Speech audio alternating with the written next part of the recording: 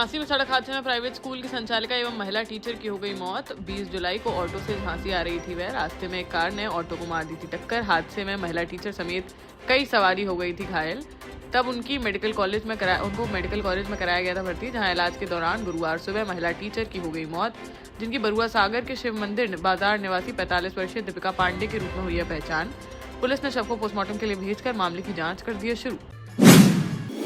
झांसी में यूपी की राज्यपाल आनंदीबेन पटेल ने गुरुवार को छात्राओं को दी बड़ी सीख। उन्होंने कहा कि झांसी की रानी की तरह मत हारना हिम्मत, कोई परेशान करने आए तो ठोक दो, घबराना मत हटना पीछे, अपने आप में इतनी ताकत बनाओ कि हर चुनौती का कर सको सामना। अगर बच्चियों से हो जाती है कोई गलती तो अभिभावकों को भी उन्हें कर देना चाहिए माफ। बच्चियों और उनके बच्चों को भी परिवार में अपनाना चाहिए।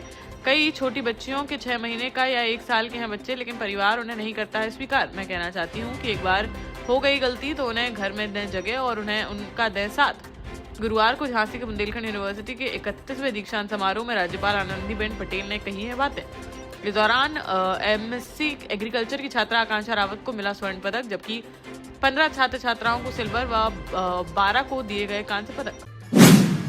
ललितपुर में भारतीय किसान यूनियन के प्रदेश उपाध्यक्ष लखन पटेल के नेतृत्व में गुरुवार को किसानों ने निकाली ट्रैक्टर बाइक तिरंगा यात्रा। ग्राम कपासी तिराहे से शुरू होकर 30 किलोमीटर दूर जिला मुख्यालय पहुंची है यात्रा। किसानों को अपनी विभिन्न मांगों को लेकर जिलाधिकारी को सौंपना था ज्ञापन।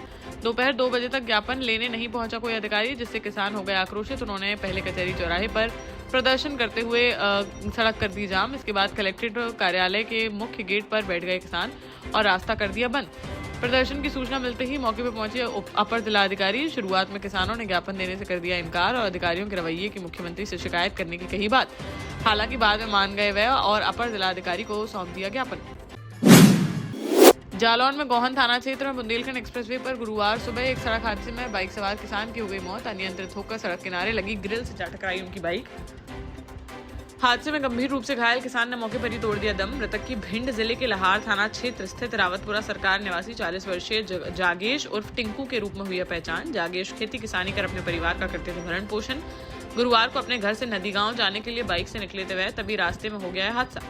पुलिस ने शव को पोस्टमार्टम के लिए भेजकर मामले की जांच कर दी है शुरू। महोबा में एसपी ऑफिस से 200 मीटर दूर एक सिपाही ने अपनी पत्नी की बीच सड़क पर कर दी पिटाई। पहले उस पर बरसाए थप्पड़, फिर बाल पकड़कर खींचा। इसके बाद उसके साथ ऑटो में बैठा और चला गया वहां से। घटना के दौरान सड़क पर लग गया जाम। किसी राहगीर ने पूरी घटना का बना लिया वीडियो, जिसमें सिपाही महिला के बाल पकड़कर उसे सड़क पर घसीटता और पीटता दे रहा है दिखाई। वीडियो सोशल मीडिया पर तेजी से हो रहा है वायरल। एसपी द्वारा संज्ञान में लेकर आरोपी सिपाही पर की जा सकती है कार्रवाई। झांसी के मऊरानीपुर में गाय को बचाने के प्रयास में अनियंत्रित होकर पलट गई टमाटर से भरी एक पिकअप। इस हादसे में पिकअप का चालक और क्लीनर वाहन में फंस गए थे, जिन्हें राहगीरों ने निकाला सुरक्षित बाहर। मऊरानीपुर के छतरपुर बाईपास के पास हुई है घटना। पिकअप टीकमगढ़ से आ रही थी मऊरानीपुर की ओर, तभी अचानक सड़क पर एक गाय आ गई सामने, जिस कारण असंतुलित होकर पलट गई गाड़ी। दुर्घटना में पिकअप बुरी तरह हो गई क्षतिग्रस्त और सड़क पर बड़ी मात्रा में बिखर गए टमाटर। प्रारंभिक अनुमान के अनुसार इस हादसे में लगभग 1 लाख रुपए का हुआ है नुकसान। झांसी में उत्तर प्रदेश सरकार के कैबिनेट में उच्च शिक्षा मंत्री डॉक्टर योगेंद्र उपाध्याय ने जंतर मंतर पर पैलेट गन के इस्तेमाल को ठहराया है जायज। बोले क्यों दी गई है पैलेट गन, जब प्रदर्शन में देशद्रोही हो गए थे शामिल, जिन्होंने भारत को दी गाली, महापुरुषों को दी गाली, भारत के भगवानों को दी गाली, हमारे प्रधानमंत्री के लिए अमर्यादित शब्द किए गए इस्तेमाल। ऐसे लोगों के साथ क्या करना चाहिए था। बोले हिंसा के खिलाफ हर कदम को जायज मानता हूँ मैं। बुंदेलखंड यूनिवर्सिटी में 31वें दीक्षांत समारोह में विशिष्ट अतिथि के तौर पर झांसी पहुंचे थे उच्च शिक्षा मंत्री डॉक्टर योगेंद्र उपाध्याय, जहां उन्होंने मीडिया से बातचीत में कही ये बात। देश का जाना माना सैनफिन ग्रुप आपके लिए फिर लाया है झांसी में वास्तु के हिसाब से फ्लोर प्लान सहित एक शानदार टाउनशिप, जिसमें सुरक्षा की दृष्टि से सीसीटीवी, एक ही ग्रैंड गेट से एंट्री और एग्जिट, चौड़ी सड़कें, parking, car wash area, senior citizen and international fountain parks, swimming pool, gym, badminton, tennis आदि courts, school, hospital, shopping mart आदि कई सुविधाएं। इसीलिए तो हम झांसी में लोगों की पहली पसंद। ललितपुर में गुरुवार को 200 से अधिक आशा कार्यकर्तियों ने मानदेय बढ़ाने और लंबित प्रोत्साहन राशि के भुगतान समेत विभिन्न मांगों को लेकर किया प्रदर्शन।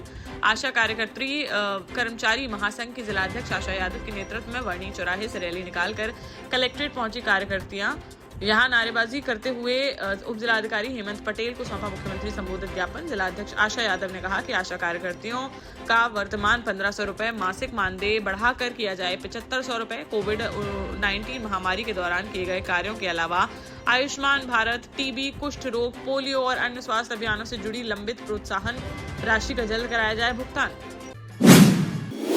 झांसी में बीती शाम फिर बड़ा गोलीकांड आया सामने, जहां यूपी व्यापार मंडल के जिलाध्यक्ष उमेश गुप्ता के भतीजे 53 वर्षीय प्रशांत गुप्ता को बाइक सवार 3 बदमाशों ने मार दी गोली।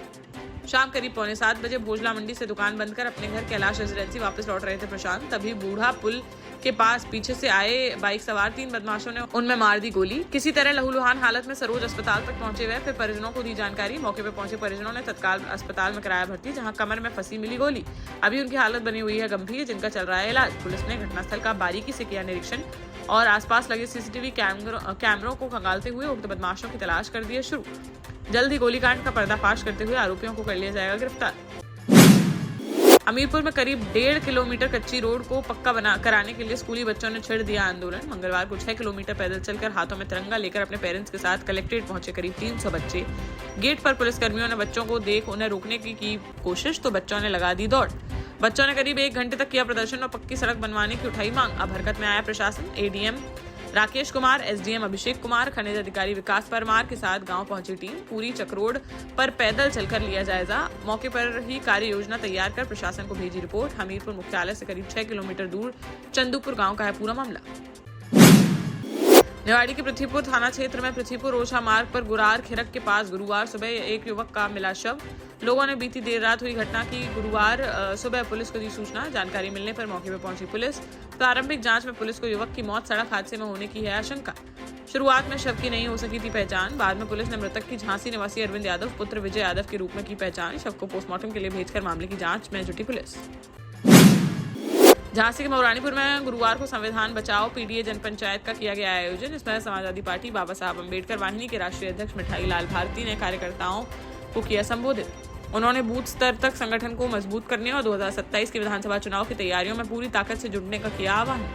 उन्होंने कार्यकर्ताओं से जनता के बीच जाकर पार्टी की नीतियों और विचारधारा का प्रचार करने की कही बात। उन्होंने विश्वास किया व्यक्त की 2027 में समाजवादी पार्टी प्रदेश में बनाएगी सरकार और अखिलेश यादव को मुख्यमंत्री बनाने के लिए कार्यकर्ता पूरी निष्ठा से करेंगे काम।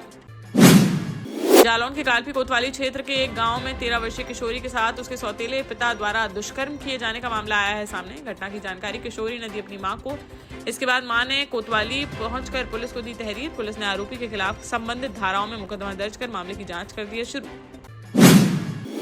जालौन के कौंच नगर में कथित रूप से बिना वैध अनुमति संचालित किए जा रहे फर्जी क्लिनिकों के खिलाफ स्वास्थ्य विभाग ने सख्त कार्रवाई कर दी है शुरू। गुरुवार शाम एसीएमओ अरविंद भूषण के नेतृत्व में एक टीम ने नगर में कई स्थानों पर की छापेमारी। इस दौरान एक संदिग्ध क्लिनिक को कर दिया गया सील। अधिकारियों की टीम जब डॉक्टर पूनम क्लिनिक पर पहुंची तो बताया गया कि वहां से निकल गई हैं वह। आरोप है कि अधिकारियों को देखकर उन्होंने छोड़ दिया क्लिनिक। स्वास्थ्य विभाग की टीम ने मौके पर उपलब्ध दस्तावेजों और चिकित्सा संबंधी व्यवस्थाओं की गहन जांच के बाद क्लिनिक को सील करने की गई कार्यवाही।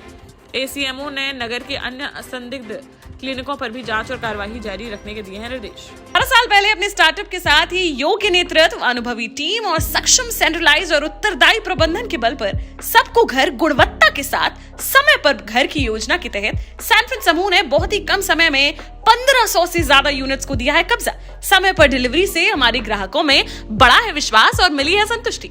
सैनफिन समूह ने बहुत कम समय में Sanfin Ashok city, green homes residency, green homes city, Sanfin Ashok valley, Delhi public school, Sanfin शाखा, केन सैनफिन अस्पताल सहित कई अन्य परियोजनाओं के साथ नई झांसी के निर्माण में स्थापित किया है एक बड़ा मुकाम। तो आप भी आज ही आइए अपने परिवार के साथ और कीजिए अपने सपने साकार।